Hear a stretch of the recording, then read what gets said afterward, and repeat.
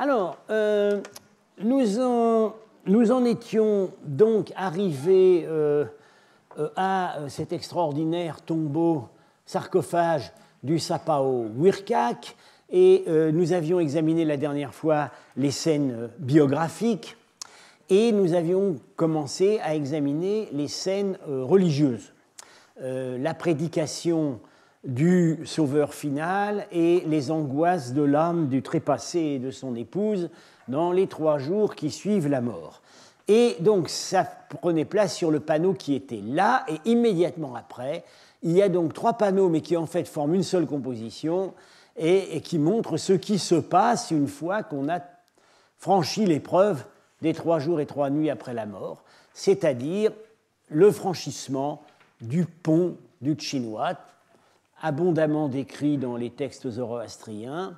Et donc j'avais expliqué donc les 2 prêtres qui, en quelque sorte, expédient les âmes sur le pont, le couple des défunts qui est ici, suivi d'une caravane, parce qu'évidemment, et de divers animaux, parce qu'évidemment, un Sogdien ne peut pas se résoudre à aller dans l'au-delà sans ses richesses. Ils sont accompagnés de jeunes enfants. Alors, bon, ça pose un problème, puisque dans l'épitaphe ne sont mentionnés que 3 fils adultes. Alors, il est possible qu'il s'agisse d'enfants qu'ils auraient perdus plutôt auparavant et qu'ils retrouveraient dans l'au-delà au moment du décès. Ça, les textes zoroastriens en parlent, ça, que les familles seront réunies dans l'au-delà, et les gens morts avant 15 ans, les gens morts avant 30 ans, les gens morts avant 15 ans auront 15 ans au paradis, et ceux morts après 15 ans auront 30 ans. Voilà, comme ça, tout le monde est content. Et donc, ils sont en train de franchir le pont, et j'avais donc commenté quelques petits détails. Les 2 chiens à l'entrée du pont, on en voit, alors c'est mal coupé ici, mais on en voit un. Voilà, ils sont ici, qui sont décrits dans les textes zoroastriens comme gardant l'entrée du pont du Tchinvat. La boule de feu qui est décrite comme guidant les âmes dans les ténèbres de l'enfer. Et on avait vu aussi que c'est extrêmement bien conçu, ce tableau. Les âmes viennent de franchir l'axe de la bouche de l'enfer marquée par la gueule du crocodile. C'est-à-dire qu'ils sont sauvés. Ils ont passé le test. S'ils n'avaient pas passé le test, le pont se serait réduit à une lame de rasoir et il serait coupé en 2 et tombé dans les eaux tourbillonnantes de l'enfer, qui d'ailleurs dans les textes ne sont pas des eaux tourbillonnantes. Ça doit être une influence indienne ou manichéenne. C'est plutôt une bouche de feu. Ils arrivent donc...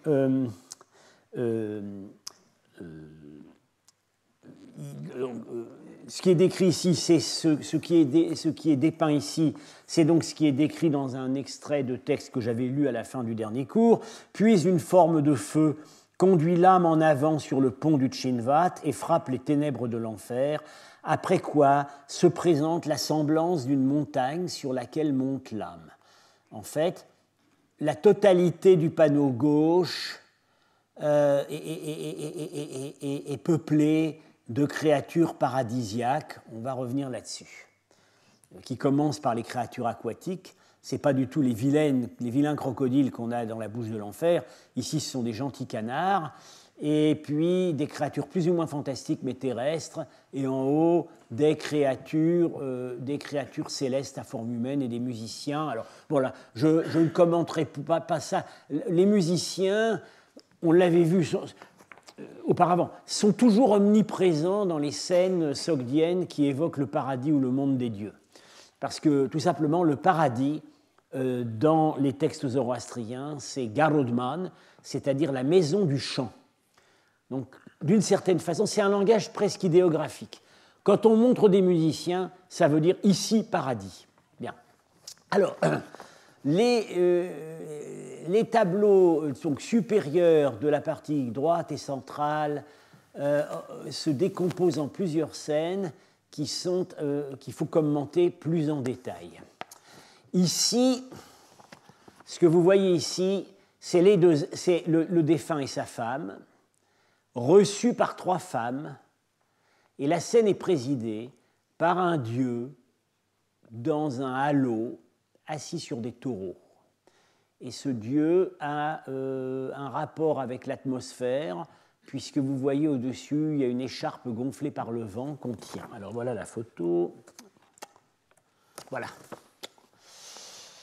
Donc, réception des 2 défunts par 3 femmes, dont une principale qui a des ailes et qui tient sa ceinture.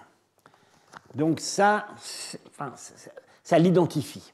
C'est la den, c'est-à-dire, en avestique, la daena, c'est un mot qui veut dire à la fois la vision et ça a plusieurs sens. C'est à la vision et c'est aussi la foi au sens de expression de la conscience du défunt. C'est-à-dire que le défunt est rencontré dans l'au-delà par une jeune femme dépeinte comme très désirable et qui est la manifestation de sa propre conscience religieuse, de ses propres bonnes actions. Alors, que se passe-t-il s'il a été mauvais ? Eh bien, il est rencontré par une femme qui, dans certains textes, est décrite comme une affreuse mégère et qui l'insulte, et dans d'autres textes comme une prostituée. On va voir.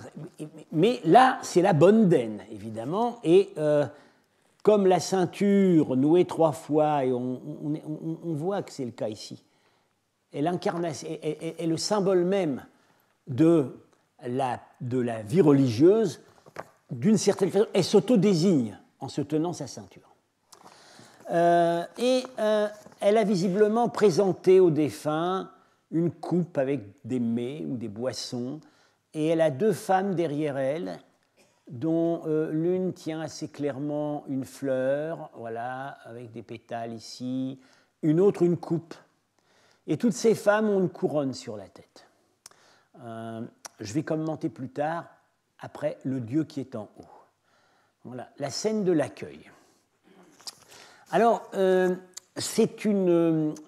ça a fait l'objet de discussions, puisque dans l'hypothèse d'une interprétation manichéenne que j'avais d'abord préférée avec Étienne de la Vessière, il se trouve que les textes manichéens, notamment sogdiens, parlent aussi de l'accueil de l'âme par, elle n'est pas nommée comme l'Aden, mais enfin par une jeune fille, ou un ensemble de jeunes filles.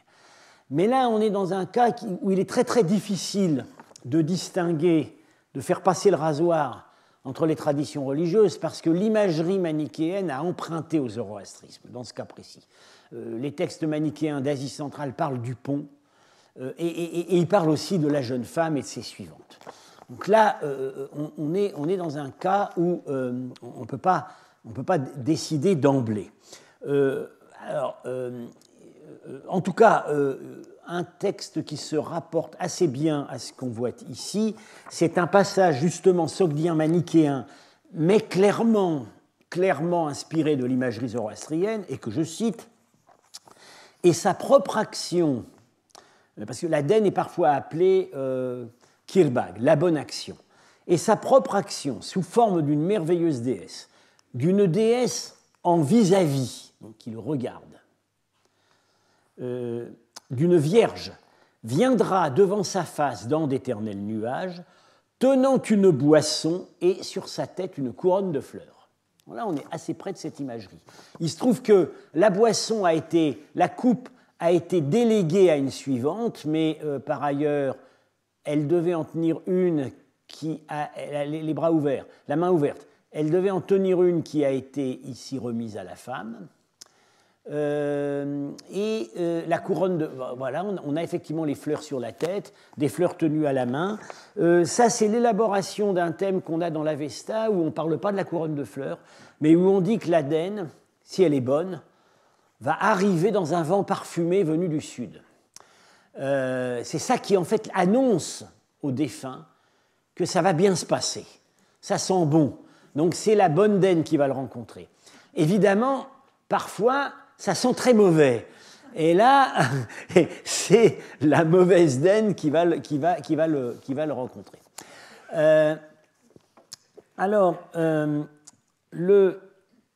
Il se trouve qu'on a un parallèle, un assez bon parallèle sogdien, plus tardif. Ça, c'est des environs de 900. C'est les dernières manifestations de la religion sogdienne à Tounouang. Il se trouve qu'elle est à la BNF. C'est Pelliot qui a ramené cette bannière. C'est une bannière qu'on devait utiliser dans les processions, des temples zoroastriens qu'on appelle dans les textes donc, chinois les temples Xi'an, c'est-à-dire que c'est le zoroastrisme un peu spécial des Sogdiens. Et on sait que ces bannières étaient allouées au temple pour la cérémonie des actions de grâce. Or, il y a effectivement une action de grâce par jour dans le zoroastrisme, par lot de 30. Il y a 30 jours dans le mois zoroastrien. Et donc, j'ai fait l'hypothèse, peut-être un petit peu fragile, que chaque bannière représentait un dieu, le dieu du jour du calendrier. Et il se trouve qu'ici, ce serait l'avant-dernier jour, c'est-à-dire le jour consacré à la déesse Den, parce qu'elle est par ailleurs une déesse. Elle est à la fois individuelle pour le défunt, et en même temps, elle est une déesse. Alors, vous me direz, très bien, le défunt masculin est rencontré dans le paradis par une jeune fille charmante qui va lui annoncer le sort heureux qu'il annonce. Mais qu'est-ce qui se passe pour sa femme? Voilà, on s'attendrait, en bonne logique, à ce que les textes nous parlent d'un beau jeune homme qui va rencontrer l'épouse au paradis. Eh bien non. Ça va peut-être vous étonner, les textes n'en parlent pas. Ce qui est implicite, en fait, c'est que la femme, c'est pas très clair, mais la femme partage en fait l'ADN de son mari. Voilà. Dans le cas des deux défunts en question, ça se justifie quand même tout à fait parce qu'ils sont morts presque au même moment. Alors, voilà donc cette bannière de Dunhuang qui, c'est du papier légèrement coloré. Ici, c'est la bonne denne. Alors, vous voyez, les signes ne trompent pas. La ceinture nouée à triple niveau, la coupe qu'elle tient en main, comme dans le texte sogdien, les fleurs sur la tête. Donc, on retrouve tout à fait ça sur notre image, les fleurs, la coupe qu'elle a remise ici. Et qu'est-ce qu'elle a dans le plat? Un chien, parce que c'est le chien qui garde l'entrée du pont du Chinvat. Et c'est un chien qui a l'air gentil. Vous voyez, il dresse la queue, là, il frétille, c'est un gentil lévrier. Bien. Et elle a les yeux ouverts. Ça, c'est très important, parce que la racine den, enfin dayana en avestique, vient du verbe qui veut dire voir. Elle voit les bonnes actions elle échange un regard avec le défunt. En fait, c'est ce qui indique le processus du salut. Mais alors, qui est en face? Eh bien, en face, c'est la mauvaise denne. Alors ici, ils ont pris le côté prostituée. Ils n'ont pas pris le côté mégère. Alors, vous voyez qu'au lieu d'un chien, elle tient un espèce de scarabée, un insecte impur. Bien. Et elle est assise sur un loup, qui est la contrepartie démoniaque du chien dans la zoologie zoroastrienne. Elle tient ici un serpent. Donc tout ça, ce sont des créatures mauvaises. Elle soulève le soleil et la lune. Alors là, c'est un emprunt à une autre déesse, je ne commente pas. J'ai publié ce document il y a longtemps avec le savant chinois Zhang Wangda. Pour faire bonne mesure, au lieu de la ceinture de coton nouée 3 fois, elle a une ceinture de cuir. Ça, c'est décrit aussi dans les textes zoroastriens. Les démons ont des ceintures de cuir, pas des ceintures de coton. Et la ceinture est ouverte. C'est une prostituée. Voilà. Donc le symbolisme fonctionne ici très bien. Donc vous voyez, ça, on est encore là, on est 3-4 siècles après notre tableau, mais ça fonctionnait toujours. Bon, c'est vraiment les ultimes manifestations de la religion de la religion zoroastrienne sogdienne en Chine. Alors, intéressons-nous maintenant à ce qui se passe plus haut. C'est un dieu qui trône, donc j'ai dit dans un halo, avec 3 taureaux, visiblement atmosphérique, il y a une écharpe qui flotte, et il a un aspect shivaïte, car il tient un trident, et il est sur des taureaux, symbole de Shiva. Alors là, il faut une petite explication. Les textes zoroastriens nous parlent du dieu qui va accueillir les défunts et qui va les amener, assurer leur transit vers le paradis. Ce dieu dans les textes s'appelle Vayu. Vayu, dieu de l'atmosphère. Je cite ici un extrait du Bundahishn. Le feu Farnbag conduit l'âme au sommet du mont Hariburz. Voilà, c'est ce qu'on a vu, hein, les flammes qui guident sur le pont. Le mont Hariburz, qui est le sommet du monde, ça a donné l'Elburz aujourd'hui en Iran. Et alors, le bon Vayu la prend par la main et l'amène à son lieu propre. Ayant reçu l'âme, il la remet. Et le 3e pas conduit l'âme à la station du soleil, qui est le paradis lumineux, parce qu'il va d'abord à la station des étoiles, de la lune, et à la station du soleil. Alors ça, je vais commenter brièvement, je n'y reviendrai pas. Ici, on est au paradis. Alors c'est très confus, mais voilà, quand on regarde bien, les musiciens qui indiquent qu'on est au paradis, voilà le défunt et sa femme. Alors vous voyez qu'ils ont des couronnes sur la tête. Voilà. Au paradis, et on va le voir sur un autre document ensuite, un autre tombeau, on reçoit une couronne. Et ils sont sur des chevaux ailés. Et ce qui est curieux, c'est qu'il y a 2 autres chevaux ici. Vous les voyez 1, 2, 3, 4. Ceux-là, ils ne sont pas montés. Qu'est-ce qu'ils font là? Eh bien, on a voulu exprimer l'idée d'un quadrige, c'est-à-dire 4 chevaux qui divergent comme ça, et c'est la façon schématique dont on représente un char tiré par 4 chevaux sur un certain nombre de documents, notamment des sceaux sassanides, représentant le dieu Mitra. Mitra, juge des morts, et dieu du soleil. Donc là aussi, c'est un langage presque idéographique. On nous dit ici soleil. Le soleil n'est pas montré, mais on nous exprime l'idée qu'on est sur un plan solaire et que donc le processus de passage à l'au-delà est arrivé. Bien. Alors, maintenant, ce dieu ici, on attendrait Vayu. Ici, iconographiquement, c'est plutôt Shiva, mais un Shiva quand même assez modéré, puisqu'il n'a pas les 3 têtes. Voilà. Il est quand même très adapté. Bien. Alors, il faut savoir que, donc déjà, Vayu, c'est le dieu de l'atmosphère, donc c'est tout à fait consistant avec le cohérent avec le tissu, l'écharpe qui flotte. Ça, c'est pas un symbole de Shiva, ça montre que c'est bien Vayu, dieu de l'atmosphère. Et nous savons par ailleurs qu'en Asie centrale, pour représenter Vayu, on avait depuis longtemps adopté le type de Shiva. Alors voilà une monnaie Kushan qui nous montre Vayu devant son taureau, Nandi, Shiva devant son taureau, Nandi. Ici, il a 4 bras, voilà, qu'on ne voit pas ici. Il tient un trident, comme celui-là, c'est très proche, le taureau, le trident. Mais il est identifié en bactrien non pas comme Shiva, mais comme Wesh, c'est-à-dire en fait la forme bactrienne de Vayu. Wayush, on avait dit, nominatif, ça a donné Wesh en bactrien. Donc ça nous montre clairement cette identification. On a pris le type de Shiva pour fabriquer le dieu Vayu. Et ici, il a gardé totalement ses caractères shivaïtes. Alors ici, il n'y a qu'un taureau.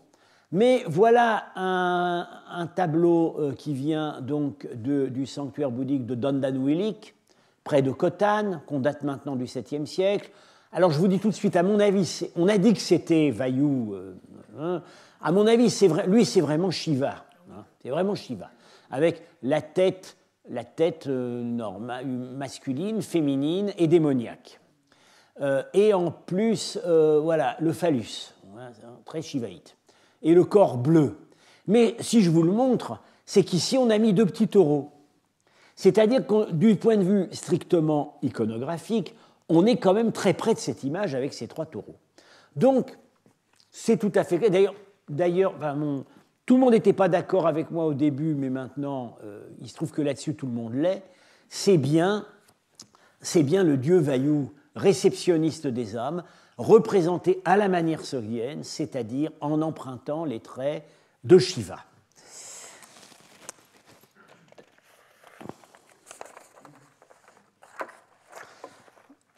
Alors, ça ne s'arrête pas là. C'est vraiment d'un panneau d'une richesse prodigieuse. Il se passe ici quelque chose au milieu, entre la réception des âmes et leur arrivée triomphale dans la station du soleil paradisiaque. Vous voyez ici une femme qui tient un objet indistinct, elle est ailée, et il y en a une autre ici qui tient un objet également indistinct. Et celle-là, elle est culbutée, vous voyez, elle tombe. Donc il y a visiblement eu un combat entre ces 2 femmes. Et celle-là exhibe quelque chose. Alors ça, avec Étienne de la Vessière, ça nous a donné beaucoup de fil à retordre. Voilà, la scène. Vous voyez très bien, la femme avec ses ailes, elle a la même couronne que la Daine et ses suivantes sur la scène de réception des âmes. Ce n'est pas par hasard, parce qu'à mon avis, maintenant, c'est la même. Et ici, une femme qui est culbutée et qui est représentée selon... c'est pareil, donc, ces artistes qui étaient de formation bouddhiste, quand ils avaient besoin de modèles et que les Sogdiens ne les leur fournissaient pas, ils allaient puiser dans leur répertoire bouddhiste. Alors là, ils ont fait un copier-coller. Ils ont pris une apsara, tout simplement. C'est la manière dont les apsaras sont représentées à Dunhuang, flottant, se balançant dans l'air, voilà. Alors, on les voit ici. Vous la voyez là, celle qui tient cet étrange objet et celle qui est culbutée. Alors, on a cru au début, Étienne et moi, qu'il s'agissait d'une petite statue, d'une petite forme humaine. On a cru ça sur les photos. Et il se trouve que dans les textes manichéens, à la fin des temps, les particules de lumière des âmes formeront quelque chose qu'on appelle la dernière statue. Voilà. Alors, bon, ceci dit, entre-temps, on a trouvé sur les peintures manichéennes de Chine l'image de cette dernière statue, et ce n'est pas du tout représenté comme ça. Et puis surtout, en mai dernier, j'étais à Xi'an, devant le sarcophage, et j'ai bien vu que ce n'était absolument pas une forme humaine. C'est tout simplement, c'est assez bien dessiné ici. Bon, le couvercle est un petit peu exagéré. C'est un vase qui a un couvercle bombé. Alors, on a beaucoup de chance, parce qu'au même moment, Michael Shenkar publiait ce Sceau sassanide oriental, où on a très clairement l'Aden accueillant les âmes, c'est un couple, et elle a ses 2 chiens, exactement comme sur notre... On ne peut pas rêver mieux, elle a ses 2 chiens, exactement comme sur notre relief. Elle tient un vase qui est exactement... Alors voilà, qui est exactement semblable. Les défunts, alors ils ont un costume curieux, vous voyez, une sorte de caleçon. Bon, c'est une façon, au paradis, au moment du jugement, en principe, on est nu. Donc, c'est une façon d'exprimer la nudité, mais dans l'art sassanide et l'art sogdien, on est très pudique. Donc, on les a mis en sous-vêtements. Voilà. Mais c'est pour montrer qu'ils sont dépouillés de leurs habits. Alors, donc, ce que nous avons, qu'est-ce qu'il y a dans ce vase? Eh bien, il y a un texte qui nous le dit, enfin même plusieurs, mais il y en a un qui est particulièrement clair, que je cite là. Les porteurs de trésors, les porteurs, ça peut être aussi les porteuses, parce que le genre n'est pas distingué. Les porteurs de trésors, à qui sont confiés ces bonnes actions et ces péchés, c'est-à-dire ceux de l'âme qui s'avancent ici pour un combat. Si le porteur de trésors des bonnes actions est de force supérieure, par sa victoire, il libère l'âme des mains de l'adversaire et la conduit au siège suprême, dans la joie partagée des lumières. Il n'y a pas à chercher plus loin. C'est évidemment le combat entre la bonne daine et la mauvaise daine à nouveau. La mauvaise daine prostituée, donc ici représentée comme une apsara, les femmes légères de la mythologie indienne, et la bonne daine a gagné et elle exhibe le vase où se trouve probablement un rouleau sur lequel sont inscrits les bonnes actions du défunt. L'autre, qu'est-ce qu'elle tient? Alors l'objet est assez indistinct. On dirait un miroir. Non, alors c'est pas ça, je pense que c'est... Je pense qu'en fait, c'est le rouleau des mauvaises actions du défunt, mais qui est transformé en charpie, parce qu'il ne sert plus à rien. Et donc, la mauvaise daine est vaincue, est précipitée en contrebas, et voilà déjà, juste à gauche, le début du quadrige solaire qui va amener triomphalement les défunts au paradis. Alors, bon, je ne vous cache pas que, selon moi, c'est le plus extraordinaire document iconographique de toute l'histoire du zoroastrisme. Voilà. Et il a fallu attendre 2004 et en Chine pour le trouver. L'art zoroastrien n'était pas connu comme étant particulièrement riche et imaginatif. Mais vous voyez ici qu'avec beaucoup d'argent, avec des bons artistes qui étaient bien formés au répertoire bouddhique, solidement encadrés probablement par les prêtres de la famille qui connaissaient bien leurs textes, on est arrivé à faire quelque chose d'extrêmement précis. Alors, je ne résiste pas à un petit clin d'œil de l'histoire. Je vais vous proposer là un grossier anachronisme. Voici la pierre tombale d'un Génois qui est mort de la peste en Chine sous les Mongols en 1350 à Yangzhou. Yangzhou, c'est tout simplement la ville dont 60 ans avant, Marco Polo avait été sous-préfet pendant 3 ans. C'est un port pas loin de Shanghai. Il s'appelait Antonio Viglioni et il était le fils du juge de la communauté génoise de Yangzhou. C'est-à-dire que tout simplement, il était le fils de ce qui correspondait à la fonction des sapao à l'époque plus ancienne, chef de la communauté marchande étrangère. Et qu'est-ce qu'il a fait représenter? Qu'est-ce qu'on a représenté sur son tombeau? Le jugement dernier. Jésus, les 2 archanges,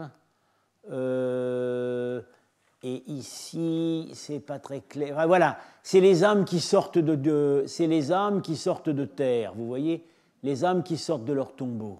Voilà, il est tout nu. Un ange ici. Ici, la Vierge Marie. Voilà. Donc, a même besoin, même besoin d'affirmer sa fidélité à sa religion native.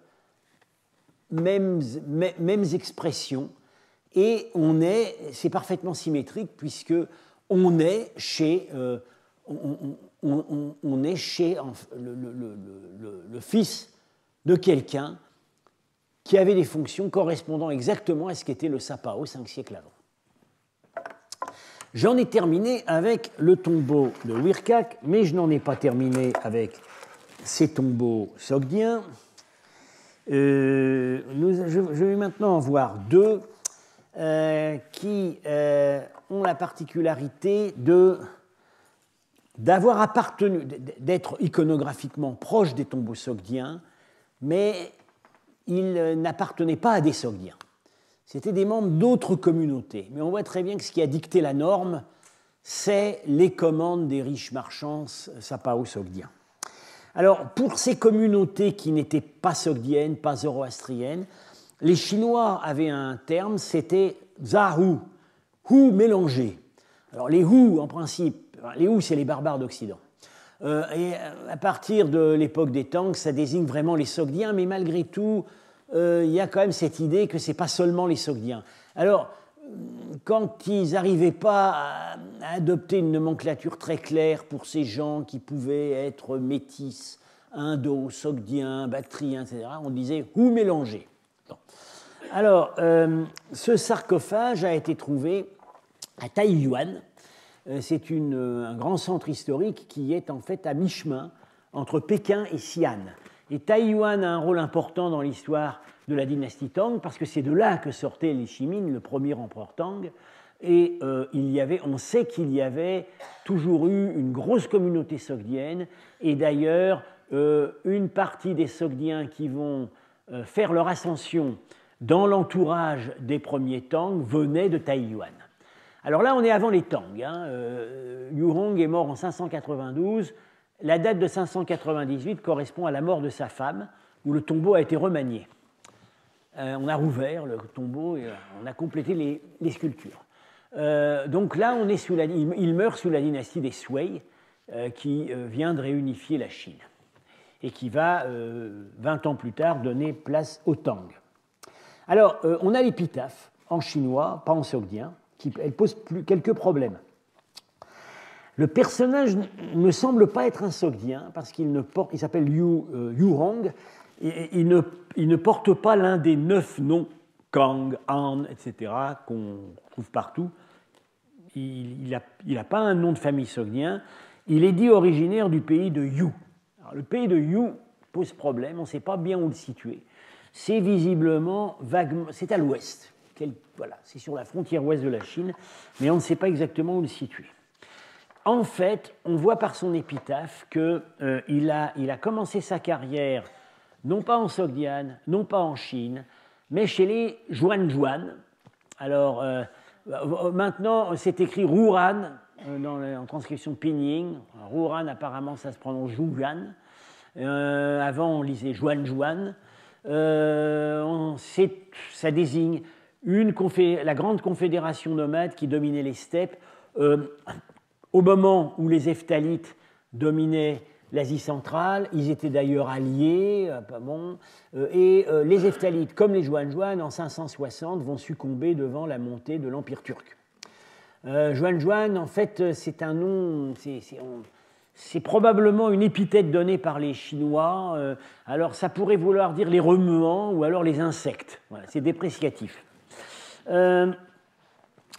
Yurong a commencé sa carrière comme haut fonctionnaire chez les Juanjuan, donc quelque part en Mongolie, au sud de la Mongolie. Et encore une fois, il est originaire du pays de Yu. Peut-être était-il en partie sogdien, c'est même probable, mais on ne peut rien dire de plus. Il a été haut fonctionnaire des Juanjuan comme son père avant lui et comme son grand-père avant lui. Alors il se trouve qu'en 521, quelques années avant la naissance de Yurong, la chronique du Weishu mentionne l'arrivée à la cour de Chine de 6 envoyés du roi des Juanjuan. Donc il se pourrait très bien que le père ou le grand-père de Yurong ait pu être l'un d'eux. Et dans ce cas-là, on aurait un cas unique de correspondance possible entre les personnages des tombeaux et des personnages mentionnés par les chroniques. Alors, les Juanjuan, je vous ai dit, ils disparaissent en 550 au moment de l'ascension des Turcs. Ils ne disparaissent pas complètement parce qu'une partie d'entre eux va s'enfuir en Occident, va s'établir en Hongrie, où on voit apparaître à ce moment-là les Avars. Et les Avars viennent des Juanjuan. Voilà, donc d'une certaine façon, leur civilisation se continue. Au musée de Budapest, il y a toute une section sur les Avars qui ont eu un empire assez brillant, détruit par Charlemagne. Alors ils avaient des traits centra-asiatiques puisqu'ils avaient un khan, ils avaient des camps circulaires, ils avaient amené visiblement une partie de leur culture avec eux. Alors Yurong, donc, qui vient d'une famille de hauts serviteurs des Juanjuan, a accompli pour eux, nous dit son épitaphe, sa première mission diplomatique au Tibet. Alors à ce moment-là, ce n'est pas encore les Tibétains, c'est les Tuyuhun qui les précèdent, et en Perse sassanide, et il avait 13 ans. C'est assez jeune pour un ambassadeur. Donc, ce qu'on peut penser, c'est que, en fait, il accompagnait son père, voilà, qui l'initiait au métier de diplomate. En 550, donc il a 18 ans, il passe au service des Chinois, la dynastie à ce moment-là des Tsi septentrionaux. Et ce n'est pas par hasard s'il passe chez les Chinois en 550, c'est que à ce moment-là, l'empire Juan est démoli par les Turcs. Visiblement, il préfère se mettre au service des Chinois que des Turcs. Et il a une longue carrière, il a servi 3 dynasties et 10 empereurs. En 580, il reçoit un poste dans l'administration des Sapao, on a parlé, les chefs communautaires, les chefs des communautés marchandes étrangères. Il n'est pas Sapao lui-même, mais il a un poste élevé dans l'administration des Sapao. Mais quand on regarde dans le détail, il a surtout occupé des fonctions de gouverneur militaire dans divers endroits proches de la frontière. Donc on peut penser que ses attaches étaient plutôt tribales que commerçantes. C'est quelqu'un qui avait dû garder des attaches avec les nomades fraîchement sédentarisés en Chine. Alors, le tombeau de Yu Hong nous offre de tous le décor sans doute le plus raffiné. C'est une iconographie parfois pas très contrôlée. On a l'impression que les thèmes n'ont pas toujours été très bien compris, mais c'est très raffiné, c'est du beau marbre, polychrome. C'était davantage polychrome quand on l'a trouvé, mais malheureusement, ce sarcophage est resté plusieurs années au poste de police, du moins où je l'ai vu avec Étienne de la Vessière en 2004, près du radiateur, et ça a endommagé les peintures. Maintenant, ils ont construit un musée. C'est vraiment, là, c'est vraiment très subtil. Je vais en reparler tout à l'heure. Vous avez la façade principale ici du sarcophage. Est-ce que... Alors, ma flèche. Voilà, ça marche. Et en fait, là, vous êtes à l'intérieur. C'est-à-dire que vous avez un panneau ici avec un relief, un panneau ici, et là, il n'y a pas de panneau, c'est la porte. Et ce que vous voyez, c'est la paroi du fond. Et en réalité, les 3 panneaux, symboliquement, marchent ensemble. Je vais en reparler tout à l'heure. Donc, on a en fait une fenêtre, c'est vraiment, j'anticipe, c'est probablement le dieu Mitra qui reçoit un cheval sacrificiel, et à l'arrière ici,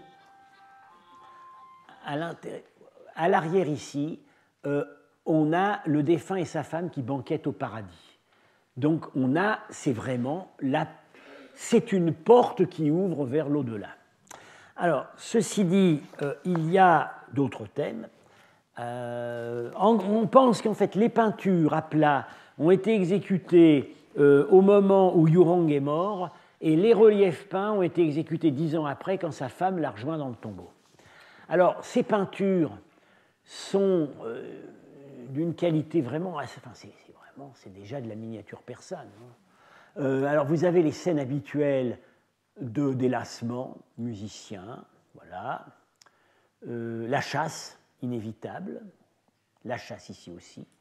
C'est vraiment les thèmes qu'on retrouve absolument partout. Mais une petite nouveauté. Ici, enfin, ce n'est pas vraiment une nouveauté, puisque on a vu ça sur le tombeau d'Anbei. Là, c'est mal conservé, mais on voit ici un personnage qui est torse nu, qui a un assez gros ventre et des traits, une barbe fournie. En fait, on voit pas bien sur cette photo, mais au naturel, on voit beaucoup mieux. Et c'est un personnage bachique. C'est un silène. C'est comme sur le tombeau d'Anbei, ces images de silènes qui expriment la félicité du paradis où on boit beaucoup de vin.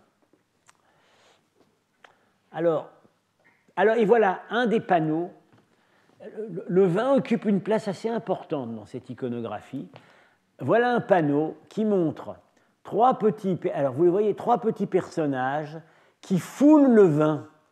sur un grand pressoir à vin qui est représenté d'une manière très conventionnelle. Et à côté, un personnage qui est nu jusqu'à la ceinture et qui est visiblement en état d'ivresse.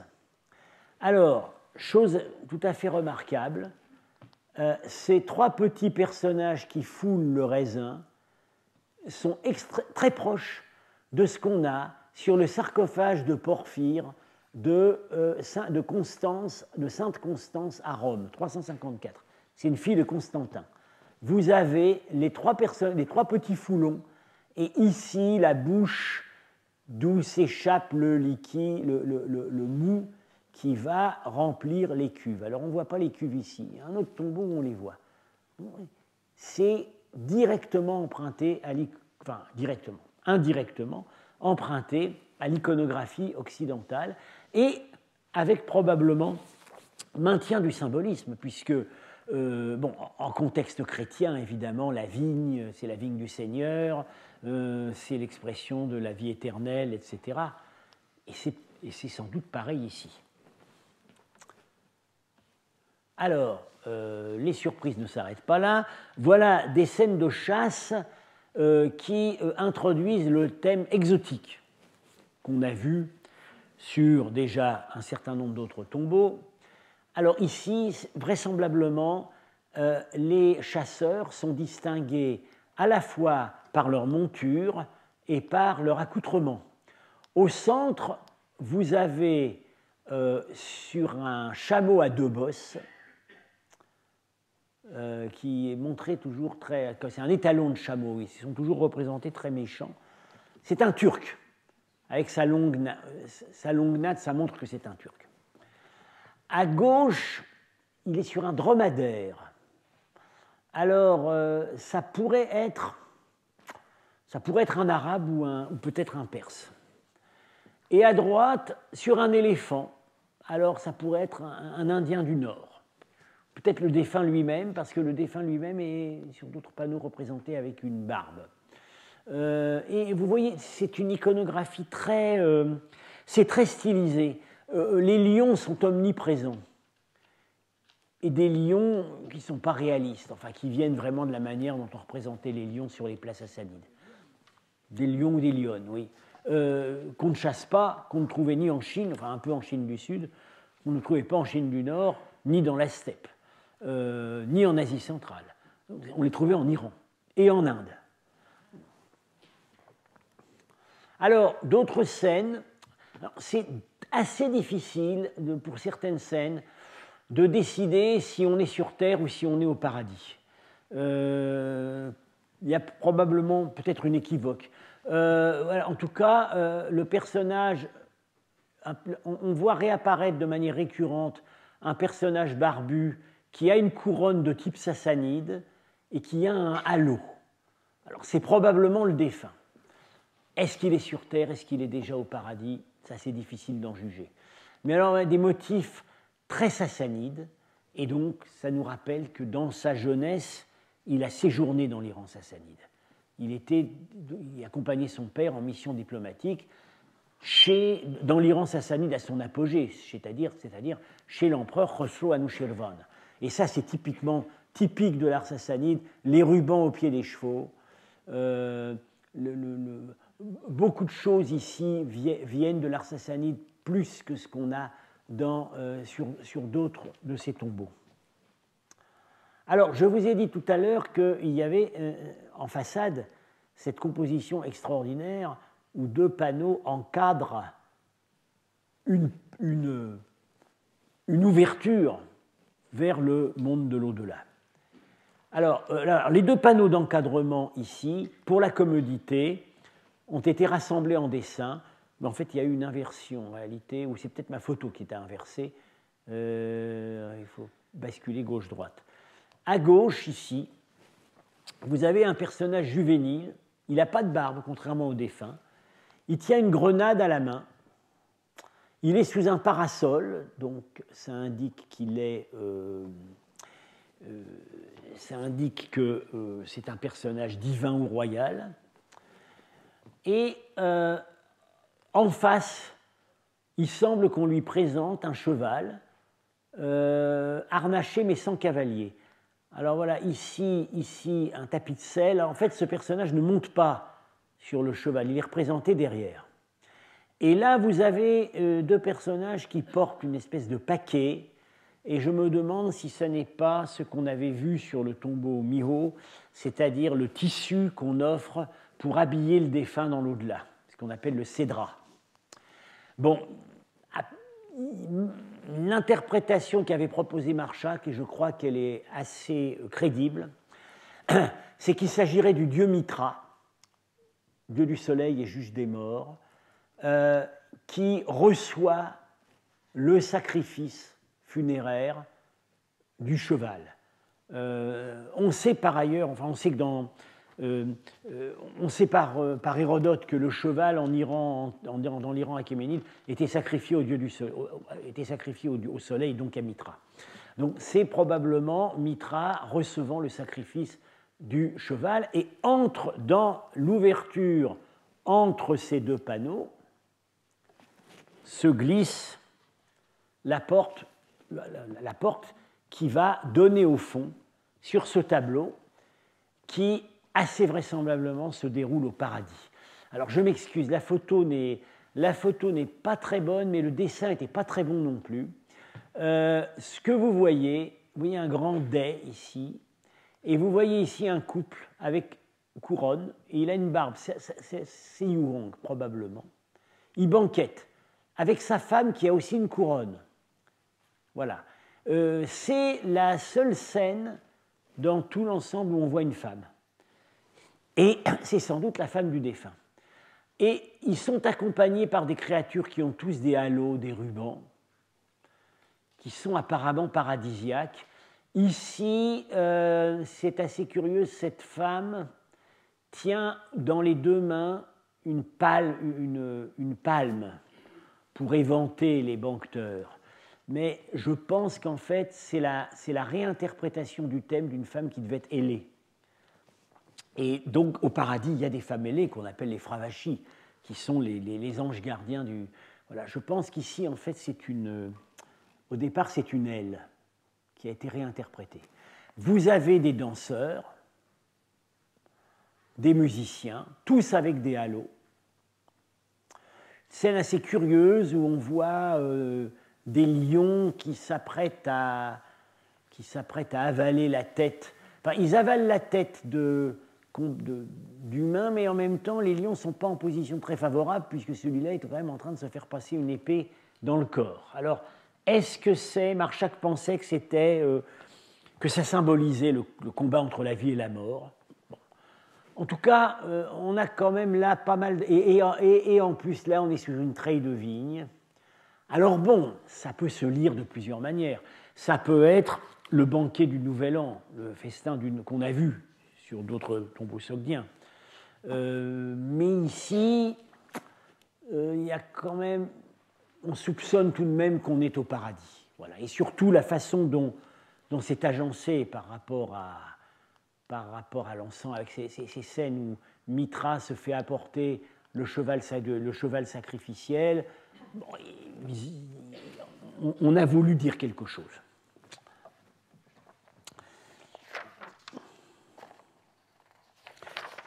Donc ce décor, il est à la fois très raffiné et assez atypique, et encore une fois, on a l'impression que le Yuhong a été marqué par l'Iran. Voilà. Il y avait passé sa jeunesse, et il y a plus d'éléments iraniens qu'on en trouve par ailleurs.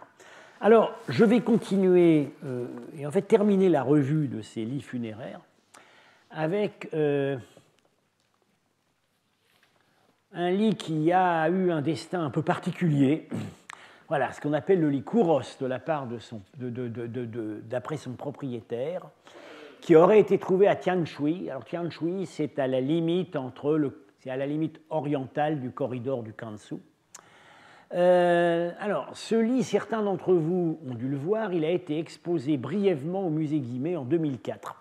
Il a fait à ce moment-là l'objet de 2 publications par Françoise Lacour et je vérifie, Catherine Delacour et Pénélope Ribou. Il était apparu était sorti par le marché des antiquités. Il a été très bien nettoyé et restauré, exposé au musée Guimet, et quelques semaines après, il a disparu. Il a disparu, et aujourd'hui, personne ne veut dire où il est. Je ne sais pas où il est, il y a probablement des gens qui savent, mais on n'en parle pas. Alors, ce malheureux lit funéraire est tombé au milieu, enfin, l'histoire c'est qu'il est tombé au milieu d'un imbroglio juridique et politique. Disons, voilà, les autorités chinoises qui auparavant ne s'étaient pas beaucoup émues de l'exportation de lits sogdiens de Chine, là, on fait un scandale et l'intermédiaire, qui était belge, l'intermédiaire qui était en Chine, a été assigné à résidence où il est mort. À la suite de cela, il a paru opportun que cet objet soit soustrait au regard. Et 14 ans après, c'est toujours le cas. Mais il a été très bien publié, donc on peut travailler. Alors, là, on n'a pas, bon, comme ça vient du marché des antiquités, ben, on n'a pas l'épitaphe. On ne sait pas qui est le défunt. La rumeur, enfin, on pense, on a une idée sur l'endroit où ça a été trouvé, mais on ne sait pas qui est le défunt. Je vous dis tout de suite, à mon avis, c'est pas un zoroastrien, et c'est probablement pas un sogdien. C'est peut-être un sogdien, mais c'est à coup sûr pas un zoroastrien. C'est probablement un hindou et probablement même un vishnouite. Alors, je vais revenir là-dessus. Alors, certains des thèmes sont... alors, ce lit est assez pittoresque, certains disent même un peu trop. Il y a eu des soupçons sur l'authenticité. Je ne pense pas que ces soupçons soient fondés. Certaines des scènes sont habituelles, se retrouvent aussi dans le répertoire chinois. Le char à bœuf, voilà. Alors là, qui transporte en principe la femme. Alors, d'ailleurs, laquelle écarte le rideau, vous voyez son visage ici. Des servantes chinoises et aussi des nains, un nain. Vous voyez, il a les pieds en dedans, là. Assez souvent, des nains sont représentés dans ces cortèges. C'était vraiment, ça faisait partie du standing. Et nous verrons peut-être au cours suivant que vraisemblablement c'était une des denrées que négociaient les Sogdiens. Ici, des petits singes qui montent à un arbre, un manguier. Alors c'est pareil, c'est un décor un petit peu assez exotique parce qu'il n'y en a pas véritablement en Chine. Ça ouvre vers des espaces lointains. Voilà. Un oiseau paradisiaque ici. Alors, scène de chasse, comme on en voit souvent. Alors, probablement, le barbu ici, ce serait le défunt. Donc, voilà. Il chasse une faune steppique. Ah, mais alors, avec à nouveau l'inévitable lion. L'inévitable lion qui, encore une fois, n'a jamais pu être chassé par ces gens-là, sauf dans un contexte, si on veut vraiment se persuader que c'est réaliste, il y a un contexte où des aristocrates chinois et sogdiens pouvaient chasser des lions, c'était le parc impérial. Parce qu'ils recevaient des lions par les peuples d'Asie centrale, probablement des lionceaux, parce qu'un lion adulte, ça ne devait pas être très facile à transporter à d'autres chameaux dans le désert. Ils recevaient des lions. Alors, les lions pouvaient venir d'Iran. Il y avait des lions en Iran encore. Les derniers lions d'Iran, les derniers lions d'Iran ont disparu pendant la dernière guerre mondiale. Ils étaient à l'ouest. Ça pourrait être aussi des lions qui venaient d'Inde. Il y a aujourd'hui plus beaucoup de lions en Inde dans le Gujarat, mais il y en avait autrefois beaucoup. Donc, c'était des animaux exotiques, très apprécié et voilà, très apprécié comme cadeau par l'empereur de Chine. Alors, ça pourrait indiquer que le personnage a un standing suffisant pour chasser avec l'empereur dans son parc. C'est une hypothèse. Alors, des scènes de banquet, et comme on a déjà vu parfois, ici, on a à la fois le banquet à la chinoise et le banquet à la sogdienne. Alors ici, c'est plutôt un banquet à la chinoise, sous un pavillon, le défunt est là. Voilà, on lui amène à manger. Le personnage ici a des traits assez sogdiens. C'est un parc chinois avec des hérons, des canards. Alors, c'est tout un symbolisme. Dans l'art chinois de cette époque, le canard est le symbole de la félicité conjugale. Voilà, donc ça fait allusion au couple. Vous avez à nouveau le défunt ici avec sa barbe, des suivantes chinoises. Ici, on prépare la nourriture. Voilà, c'est des scènes, disons, assez banales, mais plutôt exécutées avec beaucoup d'art. Mais alors, le banquet à la sogdienne, il est vraiment spécial. Voilà, il est complètement ivre. Voilà. Il est complètement ivre, vous voyez, il tient sa corne à boire et il est en train de basculer sur lui-même en levant le pied gauche. Vous voyez? Et ça vient directement, dans l'art du Gandhara, on a ce genre d'image, mais ici c'est un personnage de type Bashik, Kubera, ça vient de là. Voilà. Donc on a là la fusion de deux thèmes qu'on a trouvés séparés sur d'autres lits sogdiens, notamment celui d'Anbei, c'est-à-dire le banquet à la sogdienne où on boit du vin et la scène paradisiaque où celui qui est ivre, c'est la divinité protectrice des richesses, Kubera. Mais ici, celui qui est ivre, c'est le défunt. Et ça, c'est quand même très original parce que dans le code de bonne conduite chinoise, l'ivresse est fortement condamnée. Elle n'était pas condamnée en Iran, l'ivresse en société n'était pas condamnée, puisque Hérodote nous dit que les Achéménides, qui étaient des gens très sages, faisaient les serments 2 fois, à jeun et ivre. Et voilà. Et comme ça, on était sûr de la solidité de leur engagement. Par ailleurs, il y avait une fête et on sait que ça continuait encore à l'époque abbasside, en plein islam. Il y avait une fête où le souverain pouvait apparaître ivre à ses sujets, entendons ses courtisans, la fête de Mitra, Mihragan. Le souverain, il devait être ivre souvent, mais il apparaissait ivre en public à une occasion. Donc ce n'était pas du tout socialement réprimandé. En Chine, oui. Et là, il a choisi visiblement le côté iranien. Alors, vous voyez, donc les danses, et alors là, le personnage qui est assis, c'est parfaitement burlesque. Le personnage qui est ici porte goulûment la nourriture à sa bouche, voilà. Et vous avez là, pour faire bonne mesure, un petit lion qui lappe un reste de vin dans un cratère. Et c'est aussi une scène inspirée du répertoire dionysiaque, la panthère qui va boire dans le cratère à vin.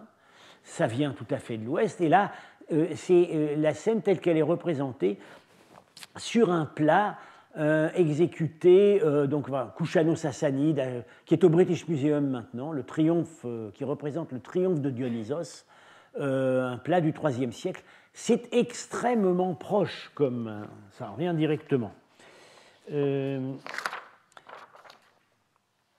Voilà. Alors, oui, je vais encore voir une scène.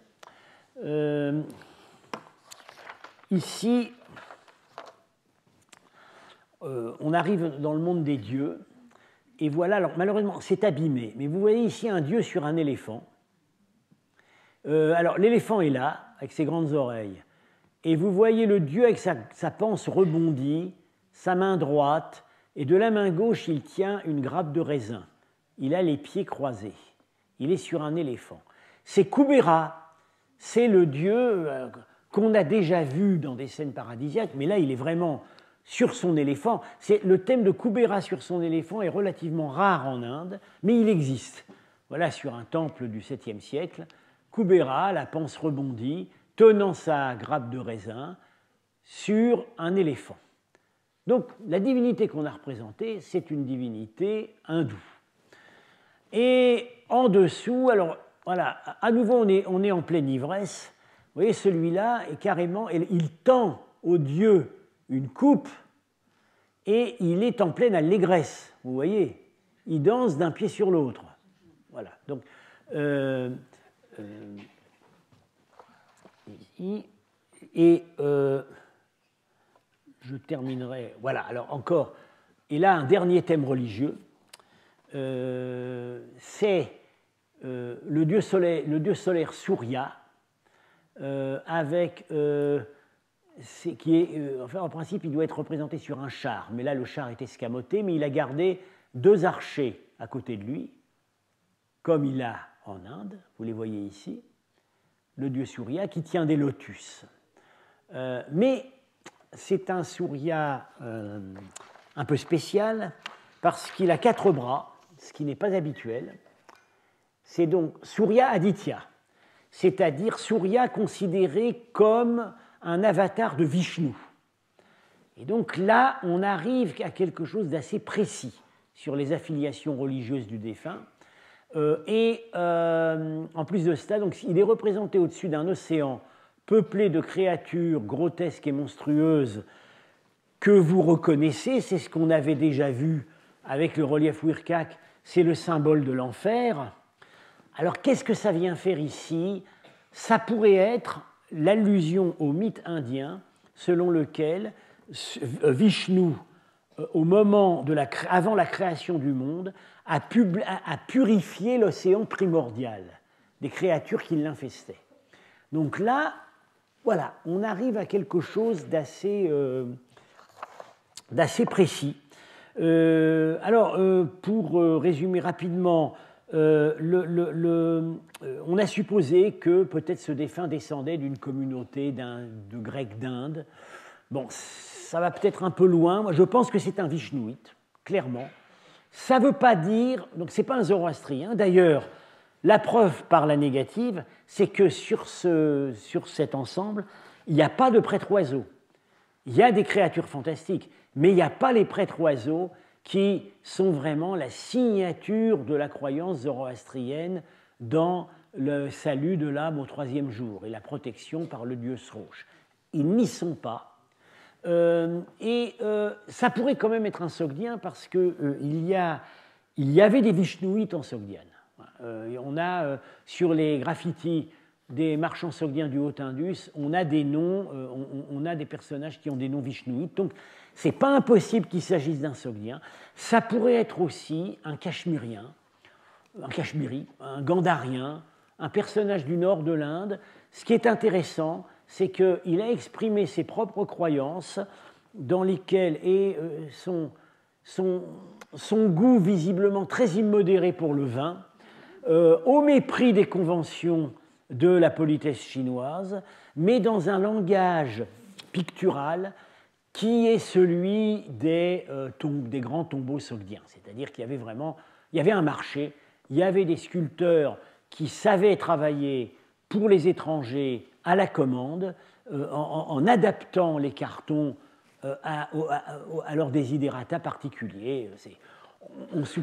Sur 30 ans, on voit quand même que sur 30 ans, là, on voit émerger un milieu artistique qui a quand même été extrêmement riche et des commanditaires qui avaient les moyens financiers de se payer d'excellents artistes et d'imposer les thèmes qu'ils voulaient imposer. Voilà, j'ai terminé pour aujourd'hui. J'ai d'ailleurs terminé avec les tombeaux sogdiens et la prochaine fois, on continuera avec d'autres activités, on continuera et on terminera. Et on terminera d'ailleurs peut-être pas, ça se terminera peut-être au début de l'année prochaine, avec d'autres activités des Sogliens en Chine. Pas la semaine prochaine, dans 3 semaines.